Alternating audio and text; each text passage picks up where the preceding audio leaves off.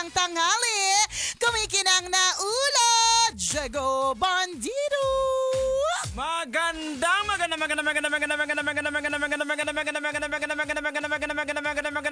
tanghali. Kumikinang ina.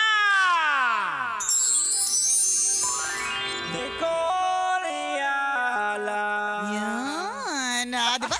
Yung datingan, kala mo talagang kumikinang shining, shimmering, splendid. Ang tsaka ng panahon. Kasing tsaka ng amoy ng katabi mo today, di ba? Amoy alimuong. Correct. Sasabihin ko sana tama eh. Huwag mo siyang i-judge, hindi lang natuyo yung damit niya. Correct. Ang hirap pa naman. Ang hirap pa naman talaga ng ganun. Hay nako, sa lahat ng mga kabisya natin na ganitong oras, mas napapagastos kasi ang mga bata nasa bahay. Alam mo, mas magastos kapag yung mga bata walang pasok. Sinabi mo pa. Diba? Lalo na kayo mga anak mo patay gutom. Yung mayat-maya nagugutom sila.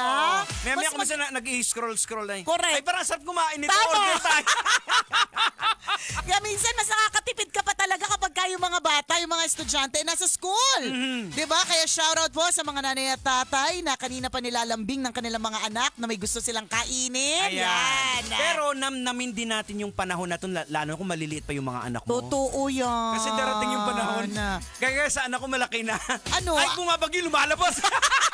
Sabi ko, huwag kang lalabas mo, may bumabagyo. Oh, pero tsaka dumating na ba, 16 years old, no? Tama? 16 years old yung binata mo. Dumating na ba yung panahon na gusto mo siyang kasama, ayaw na niya sumama? Oo. Anong age? Kasi si Princess 11 eh. Malapit na. Malapit na. Totoo. So dapat namnamin namin na kahit na kunyari may mga lakad kami, lagi silang sumasama, ganon. Namnamin mo kasi lalo na pag nakamit siya yung...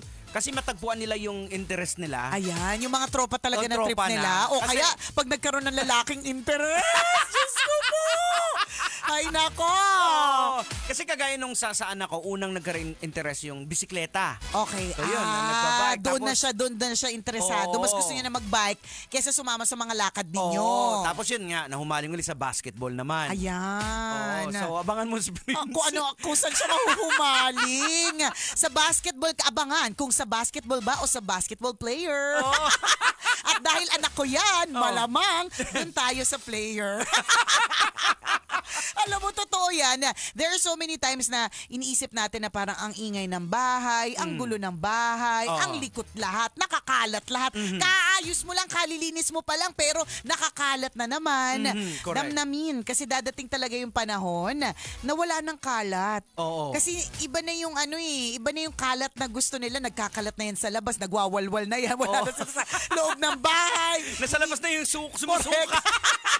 Hindi, ang lungad ay iba na eh. Hindi na gatas eh. Ang nilulungad na, alcohol. Tequila, vodka, ram, yan. Kung ano man. So habang dikit na dikit ngayon, lambing-lambing ngayon, namnamin mo kasi pasasaan pat dadating ang panahon, iba na yung lalambingin yan. Correct. Ikaw na yung magmamakaawa na sumama sila. Correct. Diba? Alam mo nga, sabi ko nga ang hirap, sabi ko nga sa asawa ko, alam mo minsan, ang hirap nating imbitahing pamilya. Sabi niya, bakit? Sabi ko kasi buy 2, take 3 tayo. Dahil dalawa lang inimbita, pero dahil hindi natin maiwan yung mga anak natin, isasama natin sila. Kung gusto natin na kahit pa paano makausap natin yung mga nag-imbita sa atin, siyempre isasama natin yung yaya. Correct. So buy 2, take 3, di ba? Ang hirap nating intindihin, 5 tayo agad. Nakakaloka, pero yun nga, yung mga parents na mas malalaki na yung mga anak, yun yung lagi na lang sinasabi sa amin. Na kahit nakukulitan, naiinis, diba, i-enjoy mo talaga kasi pasasaan pa. Pasasaan pa iba na yung i-enjoyin nila. Iba na yung tatawagin nilang mama, diba? Naalala, laging sinasabi ka palagi sa akin ni Mrs. na namimiss niya yung dating Justin. Yung malambing. Pagdating sa school, hubarin yung bag, tatawagin, ganon. Correct. So parang hindi na mapakali na. Kung minsan nagtatago pa siya Yan, Makikita mo itsura ng bata. Natataranta siya kasi hindi niya mahanap yung mami niya. Diba? Yung mga bata pa naman, ang lakas mag-imagine. Ewan ko kung napapansin po ninyo sa mga anak po ninyo, lalong-lalo na kung maliliit pa sila, kapag aalis kayo, tatanungin ka agad, anong oras ka babalik? Diba? Anong oras ka uuwi? Tapos kapag hindi ka umuwi sa tamang oras, nag-i-imagine na yung mga bata. Correct. May nangyari ba sa nanay ko? Nasagasaan. Bakit hindi ba siya sumasagot? Nasagasaan ba Oo. siya? May bumundol ba sa kanila? Di ba? May mga ganon. Correct. Kung pwede nga lang sila magdesisyon ng trabaho mo, gagawin nila eh. Correct, di ba? Naalala ko dati, sabi ni Justin, sabi niya, para kasama ka namin dati, umalis ka na doon sa trabaho mo, diyan ka na lang sa Pure Gold, mag-cashier ka, marami pang pera. Sabi sa'yo? Pala desisyon. Akala mo talagang ganun lang kadali. Hindi kasi in their mind, di ba? Diyan ka lang, gusto nila nakikita ka nila sa Oo. palipaligid. Ayan. Namnamin yan. Kasi Oo. dadating yung panahon, ayaw na nila kayo nakikita. Sinong gusto nila makita? Ay nako, alam na this. Alam na this. 'Di ba? So habang kayo pa ang mundo nila, 'di ba? Let's do our best to be present in Correct. their world. Correct. At ayaw din naman natin na hindi lumawak yung mundo nila. Oo. Kasi dapat lumawak yung mundo nila. Eh. Oo. Dapat ma-maintain yung closeness sa atin, nabibigyan natin sila ng proper guidance, nakakwentuhan nila tayo, pwede Aha. nila tayo maging kainuman. Kaya sana pagka natuto si Princess uminom, umiinom pa ako. Para maituro ko sa kanya yung mga tips and tricks. Yan. O, ganito anak, ganito iha, di ba? Dapat gano'n, they're very close to us. But, at the same time, kailangan they widen their horizon. Oo. Dapat nakikipagkaibigan sila, may iba silang mundo, lumalaki at lumalawak ang mundo nila. Pero ang tanong ko sa'yo, ready ka na Hindi. ba? Hindi. Ang dali-dali ko lang sabihin itong mga sinasabi ko. Alam mo naman ako. Oh, moving on. Ang dali ko sabihin. Di ba? Heartbreak. Ang dali ko mag-advise. Nung ako na yung nag-move on at ako na yung may heartbreak, hindi ko magawa. Oo. Yan. Alam mo, ang pinakamahirap talaga yung nanay talaga na mag-let Oo, go eh. Kasi totoo. nakita ko rin din sa asawa ko niyan.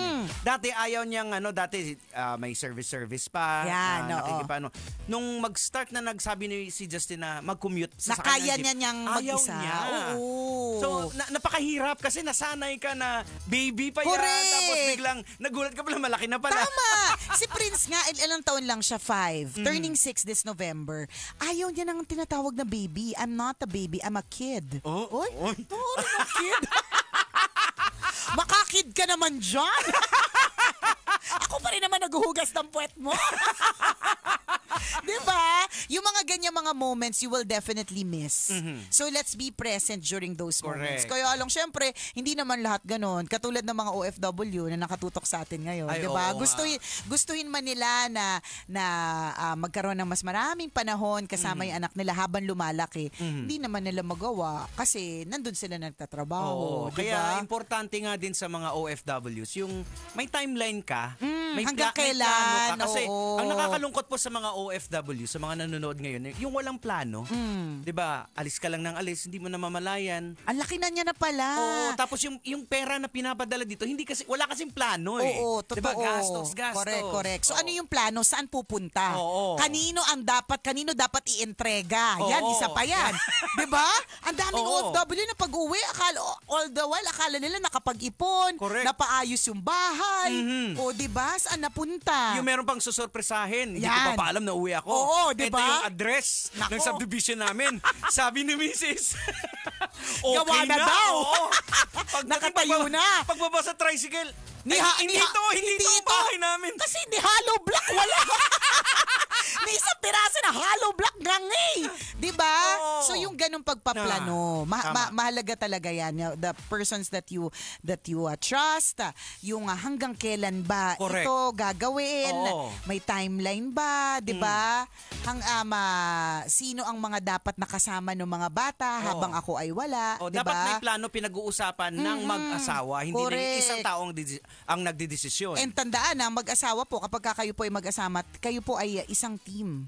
Team players na po kayo. Ayan. Kayong dalawa magde-decide together. Hindi Oo. pwedeng decision lang ng isa. Oo. Mahirap yun kasi mabigat yun eh. Correct. Eh, siya lang naman yung nagdesisyon umalis eh. Oo. Di ba? Ang ending, baka nga hollow block lang ang nabili mo. Oo, yung iba pa dyan ikaw umalis-alis, iniwan mo kami. Yan. Ng lalaki, ng Correct. babae. Oo, di ba? Nangyayari talaga. Na marupok pala si Mrs. o si Oo. Mister na hindi pwedeng iwanan. No, na hindi pala pwedeng walang humahawak sa mga ganitong mga bagyong panahon. Oo.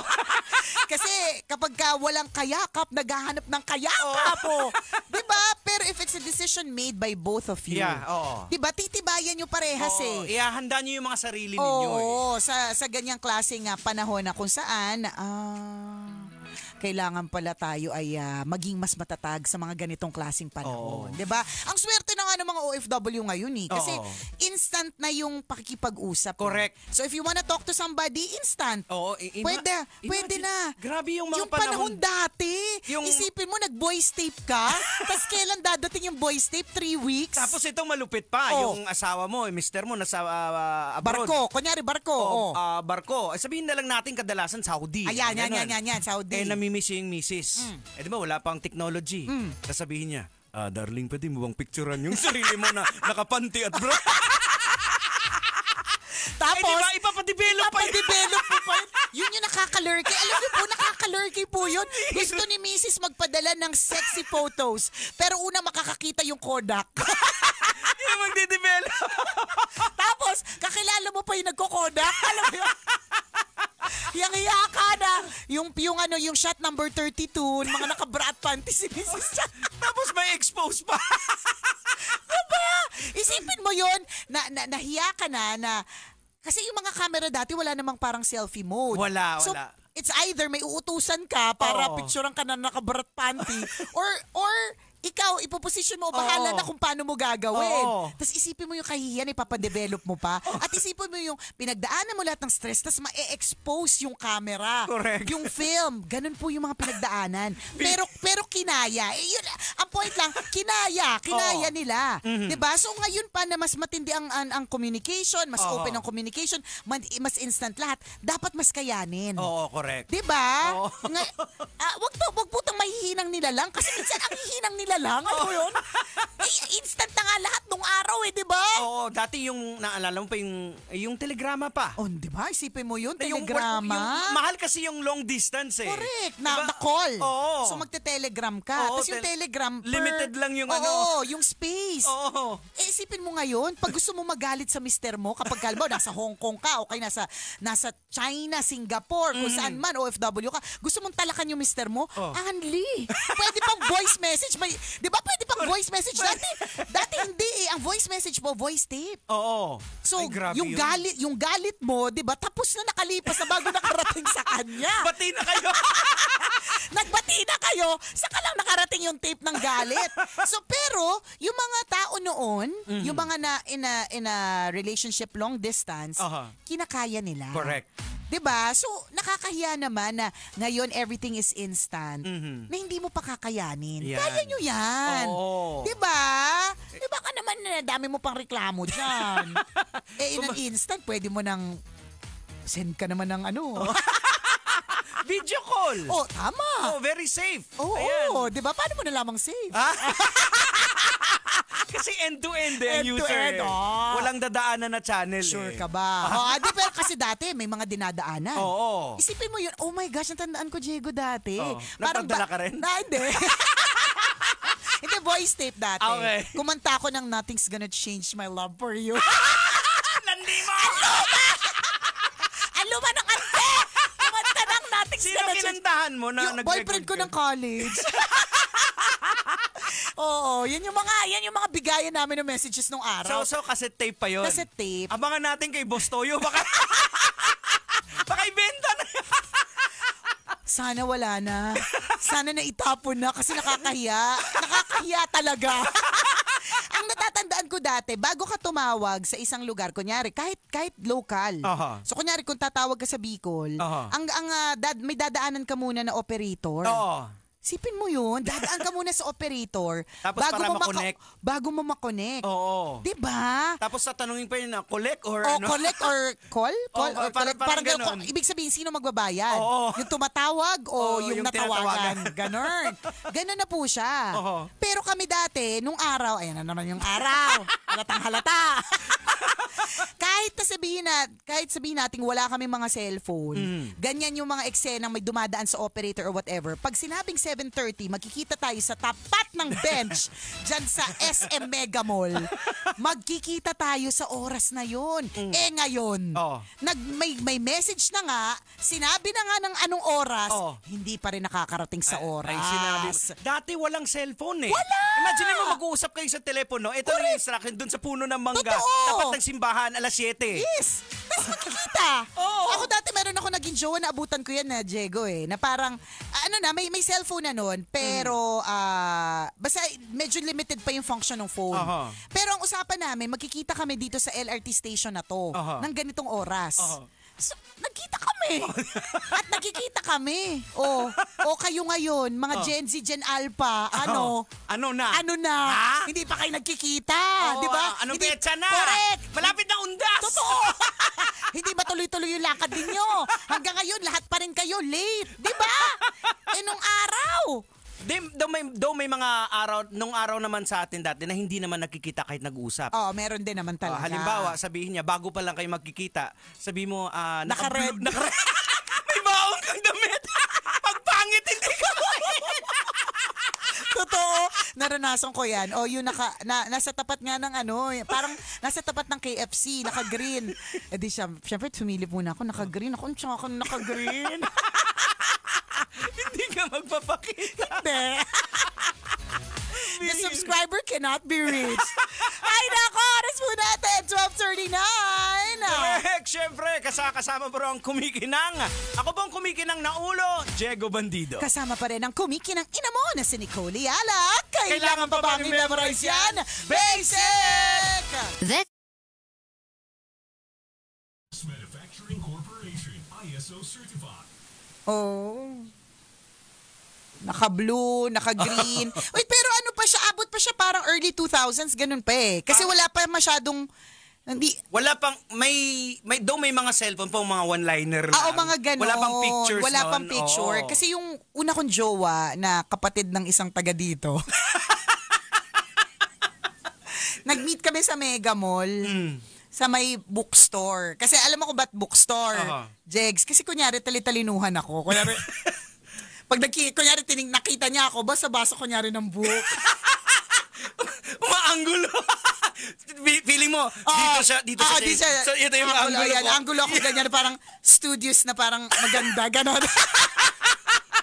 At ginawa ko rin yung kay Jowa Dick. Kaya ko naalala, kasi nung isang araw, parang bumibili kami ng libro para kay Princess kasi mahilig siya magbasa ng books. Tapos tanong sa akin ng kaibigan ko, sino sa inyong dalawa yung mahilig magbasa ng libro?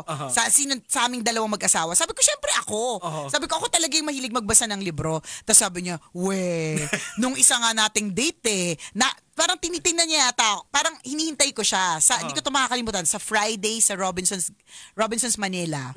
Nagbaon ako ng libro na, ganun ulit yung mga tactic ko, mga talitalinuhan. Tapos, tama kasi sinabi mo, parang anggo-anggulo lang na parang, syempre dapat mahaba yung leeg ko, parang gano'n. Tapos sabi niya, kitang-kita ko kaya hindi ka naman nagbabasa. Tinitingnan mo kung nandyan na ako.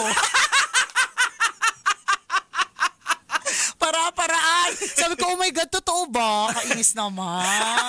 Nahalata pala talaga ako. Props na pala. Props na pala.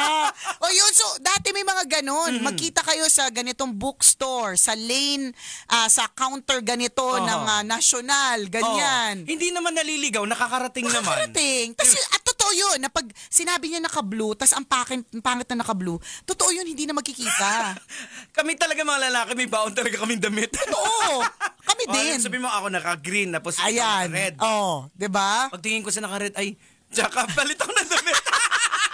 Ay, hindi mo pa pala sinusuot? Kasi titignan mo muna pag diba? nakita mo, ay pwede. Yan. Correct. Susuotin mo na, palit ka na ng damit. True. Ngayon, may kita mo na agad eh. Ay, hindi ko to type. Ang magkakatalo lang dyan sa kinis eh. Filter. Totoo. So mag-ingat din. Kasi ang dami na pong AI.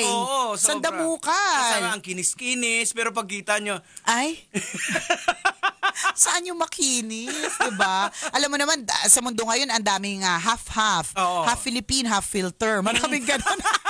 Kaya ingat po. Ay, mga panahon talaga. Siya, exit na muna kami. Salamat sa pagtutok. See you later. Bye.